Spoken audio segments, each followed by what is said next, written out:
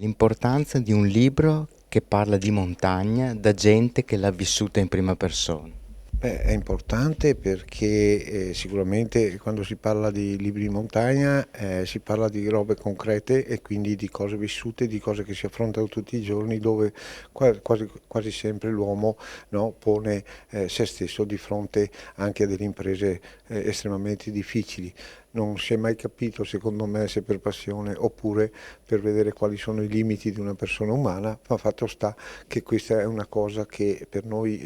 abitanti dei Dolomiti ci ha sempre attratto e sempre affascinato. C'è ancora oggi molto interesse per quello che abbiamo fatto e allora ho voluto lasciare un racconto testimonianza dell'epoca, dei materiali, delle tecniche, ma anche dell'ambiente in cui vivevamo, dell'amicizia che abbiamo vissuto tra noi, compagni di cordata, e con altre persone che ci davano un bel supporto e che erano sempre pronte e disponibili per venire ad aiutarci e a sostenerci. Due mostri dell'alpinismo, Riccardo Be e Franco Miotto, che io ho conosciuto in una circostanza particolarissima perché eravamo in montagna sotto la parete della palazza un giorno in cui stava cambiando il tempo e mi ricordo loro stavano arrampicando, io ed un altro mio amico eravamo lì a fare un giro, un'escursione e sentendo i martelli battere sulla parete li abbiamo chiamati e loro ci hanno risposto aspettateci che veniamo giù perché sta cambiando il tempo. Li abbiamo aspettati, 10 minuti dopo erano lì, si mise a piovere, trovammo un riparo sotto la roccia, un antro, e lì nacque la conoscenza e anche l'amicizia tra me e loro. È un libro che può essere utile per i giovani alpinisti per fare un paragone tra come vanno oggi e come andavamo noi allora e spero che sia anche utile per i ragazzi, per spronarli ad avere quella forza, quella grinta che ti permette di superare la difficoltà del momento quando tutto sembra crollare e invece tenendo duro poi la situazione difficile passa e si può riprendere e ripartire.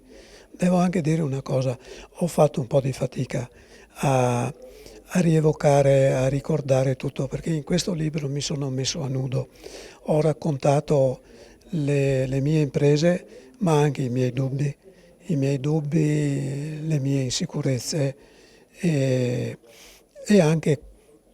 quando trovavo delle difficoltà come nel traverso dello Spitz, ad un certo punto a metà traverso rimasi bloccato perché non c'erano appigli, non sapevo dove mettere le mani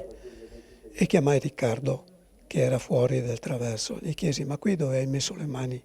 E lui mi rispose Stefano lì non c'è alternativa, o vieni avanti, non c'è soluzione. Allora capii che dovevo calmarmi, guardare meglio e vidi che proprio sulla mia sinistra la roccia aveva delle piccole ondulazioni e provai a mettere la mano lì, vidi che teneva e feci pressione e riuscii a passare. Io mi considero un cacciatore di storie, mi piacciono le storie vere, le testimonianze vere che poi in alcuni casi si sono trasformati in racconti e romanzi oppure in biografie come in questo caso. Più che altro mi piace la narrativa che si intende dei racconti della nostra gente, del nord-est e del Veneto. Non è la prima volta che mi succede, per me scrivere la biografia di un uomo è una cosa che mi arricchisce molto, mi emoziona, mi affascina e